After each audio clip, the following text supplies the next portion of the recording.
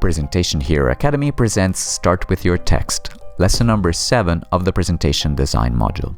For this lesson, we switch on our computers again, but we don't fire up any presentation design software, but rather a simple text editor where we write down all the text that's supposed to appear on the slides of our presentation.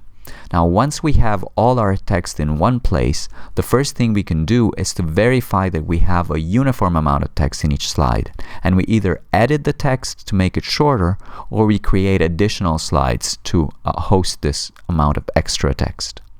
Then we can check the consistency and uniformity of our language, so that whenever we call for a specific concept, we use a consistent wording.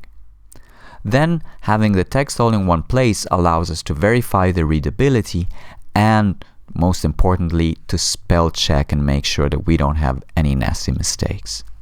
But remember, in this phase, focus on your audience and remember that you are writing for them. What will they like? What will they understand?